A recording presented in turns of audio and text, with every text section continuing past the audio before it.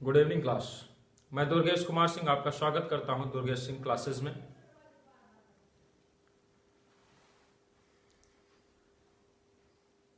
आज हम आप चर्चा करेंगे सहसंयोजी ठोस।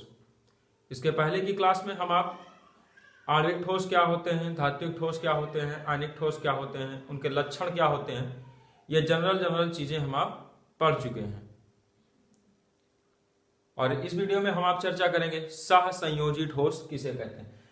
तो हम आप कह सकते हैं कि ऐसे ठोस किसकी चर्चा करेंगे, सहसंयोजी ठोस। सहसंयोजी ठोस,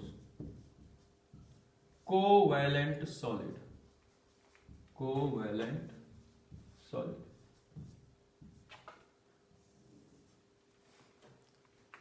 इनमें जो हमारे आएंगे इसके अंतर्गत यौगिक, उनमें प्रबल सहसंयोजी आबंध पाया जाएगा और ये दिशात्मक होते हैं। क्या पाया जाता है? प्रबल सहसंयोजी आबंध पाया जाता है और ये दिशात्मक होते हैं। सहसंयोजी अणुओं को विशाल ठोस भी अणु भी कहा जाता है। जैसे एग्जांपल ले लीजिए आप, तो हीरा, सिलिका, ग्रेफाइट, ये सब हमारे क्या हो जाएंगे, सहसंयोजी अणु हैं। ये एक ही प्रकार के परमाणुओं से बने होते हैं। किससे बने होते हैं? एक ही प्रकार के परमाणुओं से बने होते हैं, लेकिन उनमें इलेक्ट्रॉनों की साझेदारी होती है। अब इनको हम आणविक ठोस इसलिए नहीं कह पाते हैं। जैसे देखिए, ग्रेफाइट का अगर हम आप एग्जांपल लें, तो क्या ग्रेफाइट में कार्बन परमाणुओं की संख्या फिक्स है? ग्रेफाइट में कार्बन परमाणुओं की संख्या फिक्स नहीं है। तो लेकिन उन ग्रेफाइट में कार्बन ही होता है, और कार्बन के समस्त अणुओं के बीच में जो बॉन्डिंग है, आबंध जो बना हुआ है, वो आबंध हमारा कैसा है? सहसंयोजी आबंध बना है। और जब सहसंयोजी आबंध बना है, इसीलिए हम उसको क्या कह देंगे? सहसंयोजी अणु कह देंगे। लेकिन परमाणुओं की संख्या फिक्स ना होने के कारण इसको हम आप आणविक ठोस नहीं कह पाते हैं। इसी तरीके से हमारा जो है क्या होता है, हीरा होता है, हीरा, डायमंड, इसमें भी क्या होता है, वही कंडीशन है। सिलिका होती है, रेत, सिलिका SiO2, इन सब में सिलिकॉन कार्बाइड होता है, सिलिकॉन कार्बाइड SiC। तो इन सब का जो है क्या होता है, ये सभी के सभी इनके बीच में क्या पाया जाता है? सहसंयोजी आबंध पाया जाता है, जो कि बहुत ही प्रबल होता है। ये बहुत कठोर होते हैं। जैसे हीरा संसार का कहा जाता है प्राकृतिक ठोस, जो सबसे ज्यादा कठोर होता है, जो प्राकृतिक रूप से सबसे कठोरतम पदार्थ हमारा कौन सा होता है? हीरा होता है। ग्रेफाइट भी उसी तरीके से है, बट ये थोड़ा सा मुलायम होती है उसकी तुलना में। हीरा हमारा जो होता है विद्युत का कुचालक होता है, जबकि ग्रेफाइट विद्युत की सुचालक होती है। हीरा विद्युत का कुचालक, जबकि ग्रेफाइट क्या होती है? विद्युत की सुचालक होती है। तो इसमें हम कह सकते हैं, इनके लक्षणों के बारे में अगर चर्चा करेंगे तो सीधी सी बात है, इनमें कौन सा आबंध पाया जाएगा? सहसंयोजी आबंध पाया जाएगा। सहसंयोजी आबंध, इनमें कैसा आबंध पाया जाता है? सहसंयोजी आबंध पाया जाता है, जो आयनिक से तो कमजोर होता है, लेकिन हाइड्रोजन बॉन्ड की तुलना में या दुर्बल वान डर वाल बलों की तुलना में क्या होता है? मजबूत होता है, प्रबल होता है। साथ ही साथ ये कुचालक और सुचालक दोनों हो सकते हैं। ये धारा के, विद्युत धारा, ये विद्युत धारा के कुछ ऐसे होते हैं जो कुचालक होते हैं, और कुछ ऐसे होते हैं जो सुचालक होते हैं। कुचालक व सुचालक दोनों होते हैं। अब सब पे लागू नहीं होता है। कुछ जो क्या होते हैं, कुचालक होंगे, और कुछ हमारे कैसे होंगे? सुचालक होंगे। इनमें ऊष्मा का भी प्रवाह होता है। ये ऊष्मा के सुचालक होते हैं, ऊष्मा के सुचालक होते हैं, कठोर होते हैं, ऊष्मा के सुचालक होते हैं, कठोर होते हैं।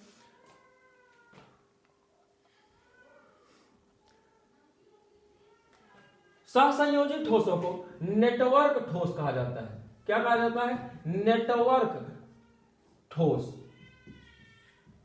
देखिए जैसे हम आप चर्चा करें किसके, ग्रेफाइट की संरचना की। अगर ग्रेफाइट के संरचना की हम आप चर्चा करें तो ध्यान से समझिएगा इस बात को। जैसे ये हमारा एक कार्बन हो गया, तो हमको आपको पता है कि ग्रेफाइट में कार्बन कार्बन परमाणुओं के बीच में एक कार्बन की 3 संयोजकताएं 3 अन्य कार्बन परमाणुओं से भरी होती है। तो इस तरीके से हम आप इसको बना सकते हैं।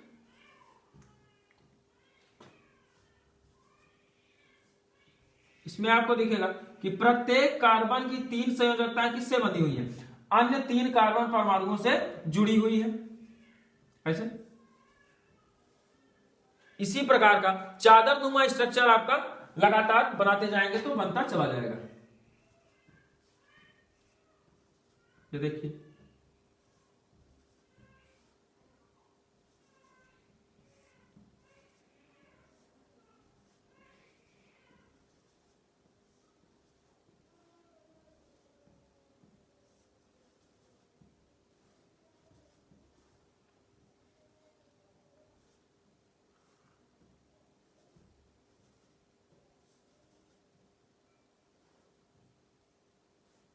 ये तो चद्दर जैसी एक स्ट्रक्चर हमको बना हुआ मिल जाता है। यहां पर ये क्या है, कार्बन परमाणु है, कार्बन एटम।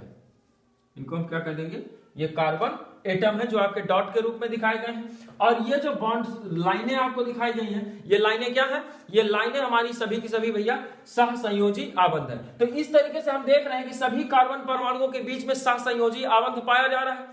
लेकिन कितने कार्बन परमाणु हैं ये संख्या फिक्स नहीं है, इसीलिए हम इनको क्या कह देते हैं। और अब आप ध्यान से देखिए, इसमें एक जाल जैसी संरचना आपको दिखाई दे रही है। जैसे देखिए गर्मी के दिनों में मच्छरों से बचने के लिए मच्छरदानी हम आप यूज कर देते हैं, मच्छरदानी में देखिए ना, तो ऐसे आपको जाल जैसी संरचना मिलती है। इसीलिए इनको क्या कहा जाता है, इनको नेटवर्क ठोस भी कहा जाता है। उम्मीद है कि टॉपिक आपकी समझ में आ रहा होगा। और अगर आपको टॉपिक में कहीं कोई कमी नजर आती है तो प्लीज कमेंट बॉक्स में जरूर अपने कमेंट जरूर लिखें। चलिए हम आप टॉपिक में आगे चलते हैं, सबको एक साथ रिवाइज कर लेते हैं कि ये क्या क्या है, नोट कर लीजिए।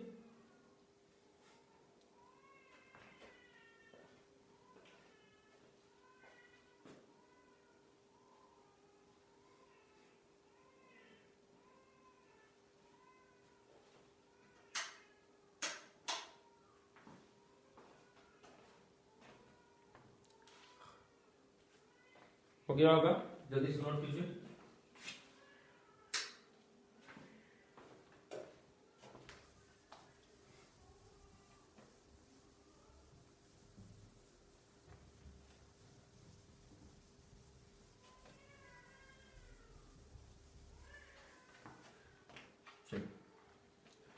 क्लासिफिकेशन एक छोटी सी सारणी में समझ लेते हैं हम आप। जैसे ठोस, तो कौन कौन से ठोस होते हैं, पहला हमारा होता है आणविक। कौन सा, आणविक। अवयवी कण इसमें क्या होंगे, अवयवी कण, अवयवी कण, अवयवी कण क्या होंगे, अणु होंगे। बंधन ऊर्जा या आबंध कौन सा होगा, बंध कौन सा पाया जाएगा इनमें, बॉन्ड। तो आणविक ठोसों में बॉन्ड हमारा जो पाया जाता है दुर्बल वांडरवाल बल पाया जाता है। कैसा बल पाया जाएगा, दुर्बल वांडरवाल बल। फिलहाल आगे चर्चा करते हैं इनकी, या फिर इनका एग्जाम्पल यहाँ पे हम आप देख लेते हैं। एग्जाम्पल क्या क्या होगा, नेचर कैसा होता है, प्रकृति, इनकी प्रकृति, ओ सॉरी आपका ज्यादा ऊपर लिख दिया, थोड़ा सा नहीं आ रहा है, एक मिनट नीचे से लिखते हैं। ठोस, और उनमें देख लेंगे अवयवी कण। अवयवी कण क्या होते हैं, बंध या आकर्षण किस प्रकार का पाया जाता है, एग्जाम्पल देख लेंगे, और इनकी प्रकृति देख लेंगे, प्रकृति कैसी होती है। तो सबसे पहला हमारा जो ठोस पाया जाता है वो होता है आणविक ठोस।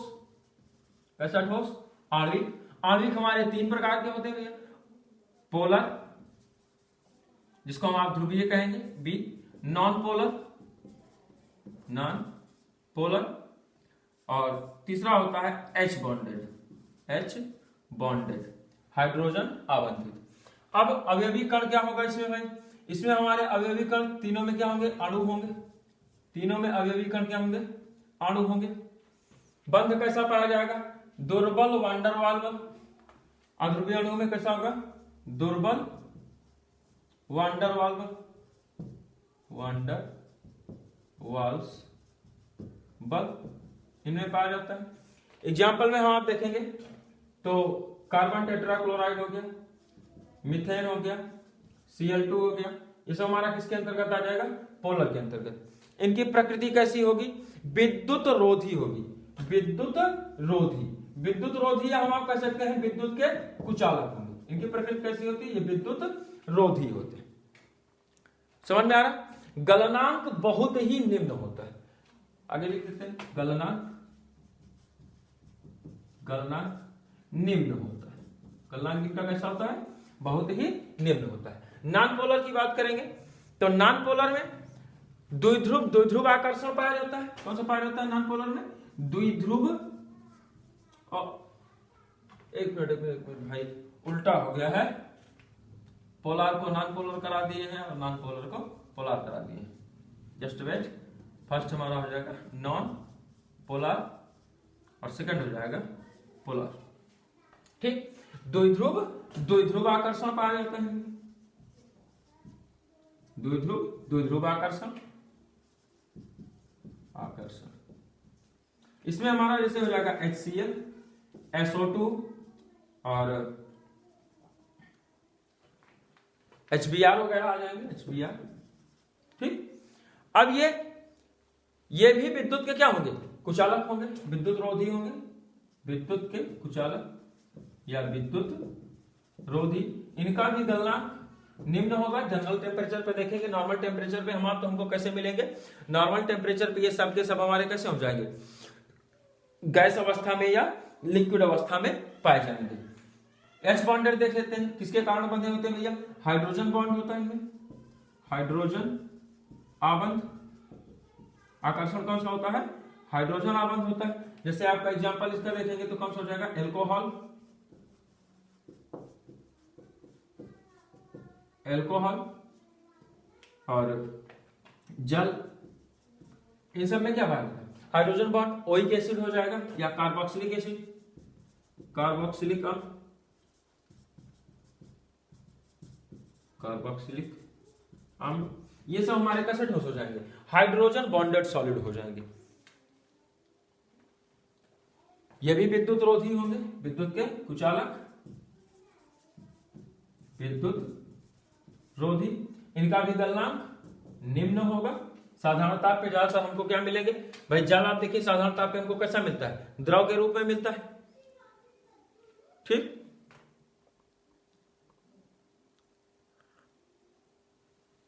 नोट कर लीजिए जल्दी से।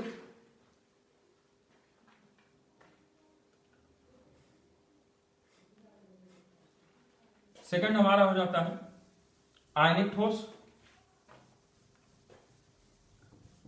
आयनिक ठोसों में अवयवी कणों की बात करें तो क्या होते हैं, आयन। सेकंड कौन सा हो जाएगा, आयनिक, आयन होंगे। अवयवी कण इसमें क्या होंगे, आयन होंगे। बंध कैसा होगा, स्थिर वैद्युत आकर्षण बल, स्थिर वैद्युत आकर्षण बल, आकर्षण बल। एग्जाम्पल में देखेंगे तो NaCl हो गया, KCl हो गया, Na2SO4 हो गया। ये सब हमारे क्या हो जाएंगे, आयनिक ठोस हो जाएंगे। इनकी नेचर, इनका नेचर कैसा होता है, इनका नेचर भैया ये ठोस अवस्था में विद्युत के कुचालक होते हैं। ठोस अवस्था में, ठोस अवस्था में विद्युत कुचालक, विद्युत कुचालक व गलित अवस्था में, गलित अवस्था में सुचालक होते हैं, सुचालक होंगे। इनका गलनांक उच्च होता है, इनका गलनांक उच्च होता है। तीसरे ठोस हमारे कौन से होते हैं भाई, तीसरे ठोस होते हैं धात्विक ठोस।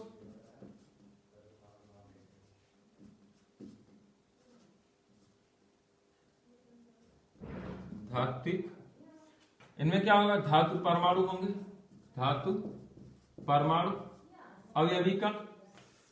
इनमें क्या पाया जाएगा भाई, धात्विक आकर्षण बल पाया जाएगा, धात्विक आबंध पाया जाएगा।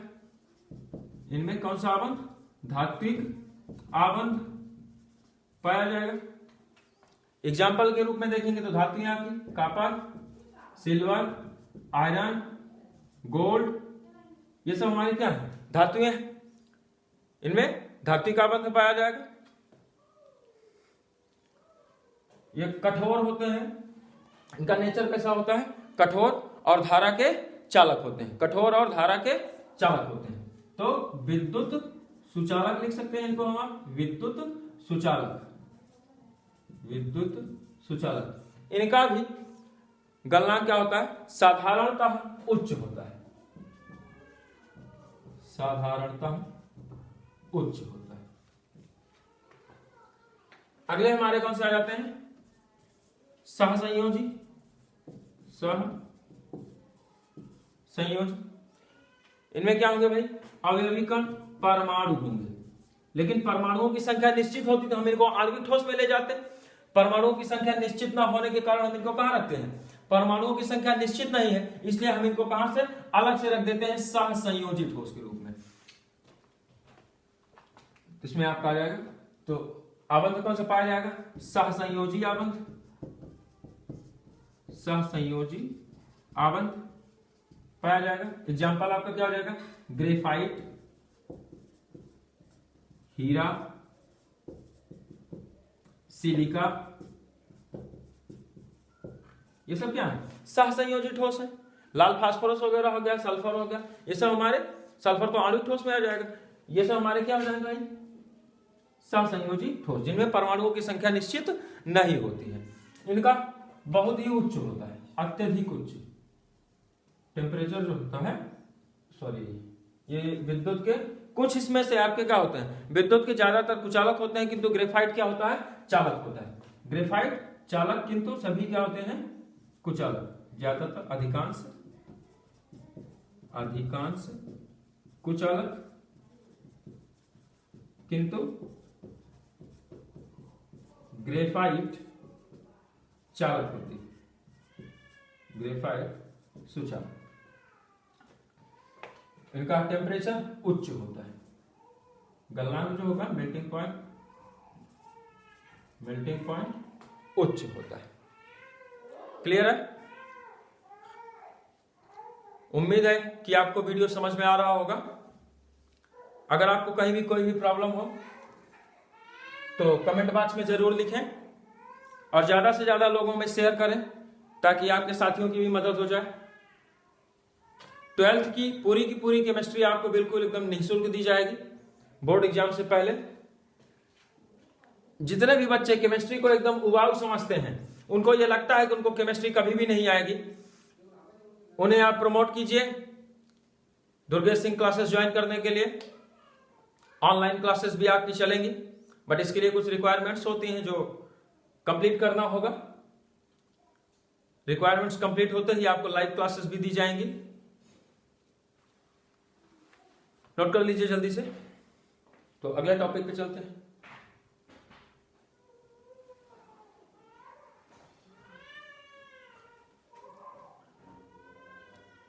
हो गया होगा?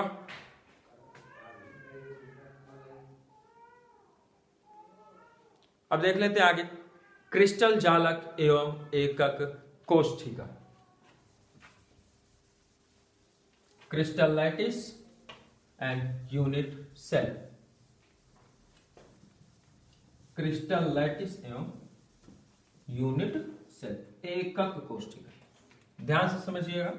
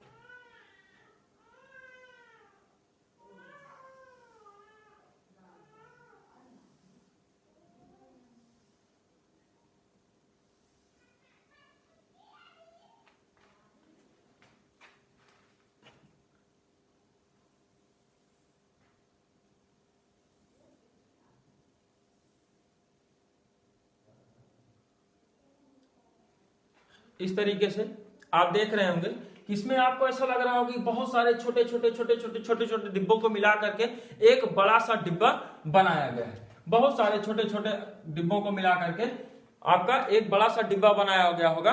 तो इसी जो इसमें से एक छोटा वाला डिब्बा होगा, उसी एक डिब्बे को हम आप क्या करेंगे, उसी एक डिब्बे को आप निकाल लीजिए और एक डिब्बे को निकालने के बाद उसी एक डिब्बे को हम क्या कह देंगे, एकक कोष्ठिका। अब देखिए ये इतना घना हो गया, इतना सघन हो गया, आपके थोड़ा सा कम समझ में आ रहा है। एक मिनट वेट कीजिए, इसको फिर से हम आप समझ लेते हैं, एकदम आसान से तरीके से बना लेते हैं। देखिए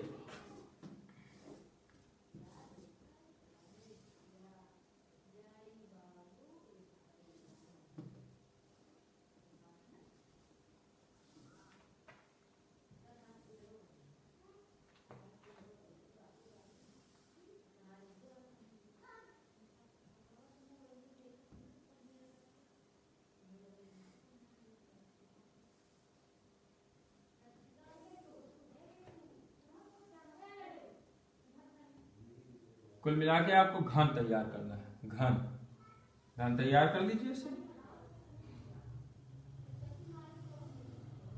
अब अभी हम आप इसको डिवाइड कर देते हैं।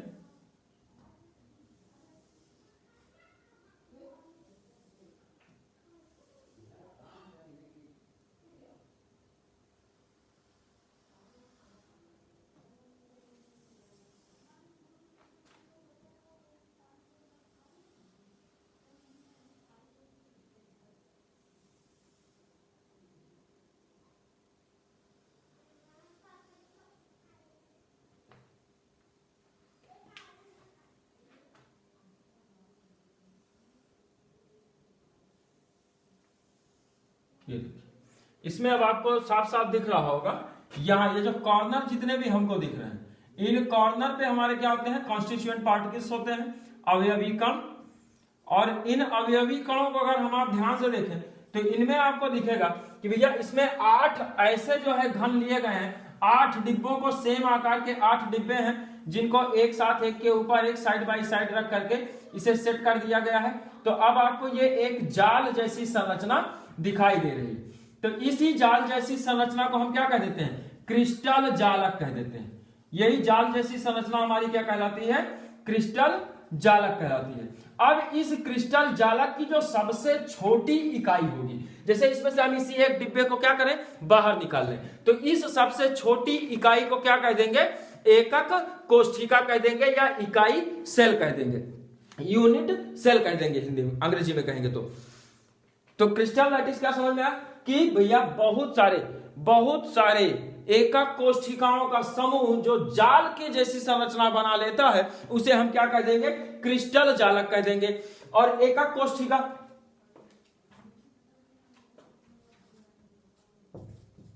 क्रिस्टल जालक जब बहुत सारे, और दूसरा हमारा क्या है, एकक कोष्ठिका, एकक कोष्ठिका। ठीक, वह आकृति ये आपकी घनाकार हो सकती है, घनाभ के आकार की हो सकती है, विषम लंबाक्ष हो सकती है, लंबाक्ष हो सकती है, एकनताक्ष हो सकती है, कई प्रकारों में ये आपका हो सकता है एकक कोष्ठिका। तो वह लघुतम इकाई, एकक कोष्ठिका को डिफाइन करेंगे, वह लघुतम इकाई, वह छोटी से छोटी इकाई जिसकी पुनरावृत्ति से एक बड़ी सी जाल जैसी संरचना बन जाती है, उसे हम क्या कह देते हैं, एकक कोष्ठिका कहते हैं। जब जाल जैसी संरचना बन जाएगी, अब इस जाल जैसी संरचना को हम क्या बोल देंगे, क्रिस्टल जालक कह देंगे।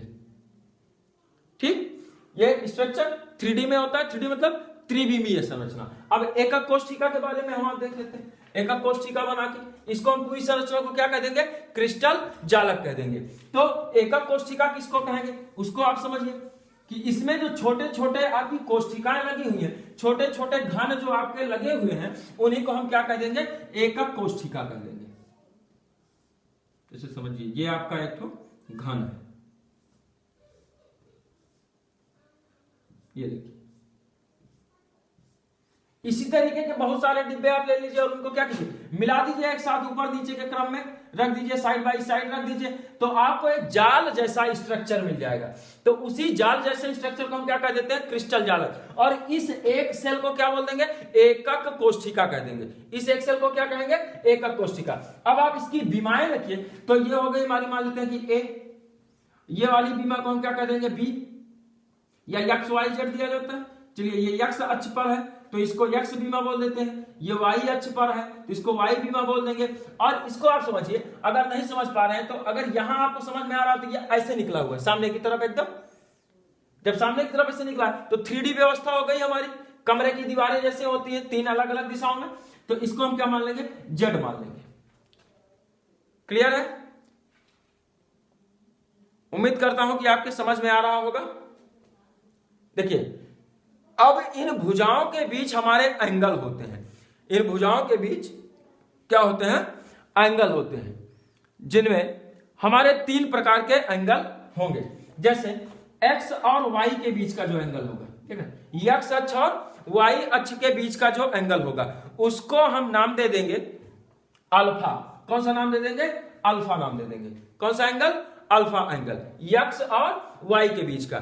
जबकि जो हमारा जेड है, अब देखिए यहां पे आपको दिख रहा होगा ये y और z, y और z, इसको क्या बोल देंगे हम, इसको हम आप कर देंगे कि ये कौन सा एंगल है भैया, गामा एंगल है। कौन सा एंगल, गामा एंगल हो जाएगा। उसके बाद देखिए यहां पे आपको देखिए ये वाला हमारा z हो गया, अगर ये x है तो ये भी क्या होगा, x ही होगा, और ये तो z है ही है, तो z और x के बीच का जो एंगल होगा उसको हम क्या कहेंगे, बीटा एंगल कह देंगे।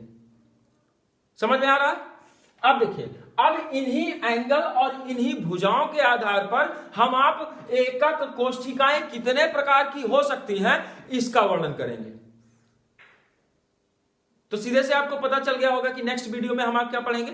अगला वीडियो आपको प्रोवाइड किया जाएगा एकक कोशिका रिलेटेड। अब इसमें हमारा जो टॉपिक आएगा वो थोड़ा सा थ्योरेटिकल और थोड़ा सा डेरिवेशनल होगा, इसलिए आप अगले वीडियो से अपने साथ में कलम और कॉपी लेकर के बैठेंगे ताकि आप आसानी से डेरिवेशन इसका कर सकें। क्योंकि एकक कोशिका के संबंध में हमें इसमें अवयवी कणों की संख्या, इसकी संकुलन क्षमता, इसके अवयवी कण की त्रिज्या और एकक कोशिका की विमा, ये जो भुजाएं हैं इन्हीं को हम क्या कहते हैं, विमा, इनके मध्य में संबंध, कितने प्रकार की हमारी एकक कोशिकाएं होती हैं, इन सब के बारे में हम स्टडी करने वाले हैं। इसलिए आप बिल्कुल रेडी हो जाइए। अभी तक थ्योरेटिकल आपकी क्लास चलती थी, लेकिन अब आपकी जो क्लासेस चलने वाली हैं कंप्लीटली डेरिवेशनल होंगी, लॉजिकल होंगी। पूरी की पूरी क्लासेस अब आपको क्या मिलेंगी, लॉजिकल मिलेंगी, जब तक हमारे फिजिकल केमिस्ट्री चलता रहेगा। तो एकदम कमर कस लीजिए बोर्ड एग्जाम में 90+ गेन करने के लिए। आप दुर्गेश सिंह के साथ चल रहे हैं, दुर्गेश सिंह क्लासेस में। जो भी आपके साथी अभी तक आप वंचित हैं चैनल से, उनको आसानी से आप बताइए, उनके साथ शेयर कीजिए, सब्सक्राइब कीजिए, चैनल को लाइक कीजिए।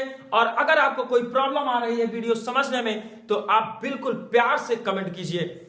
धन्यवाद।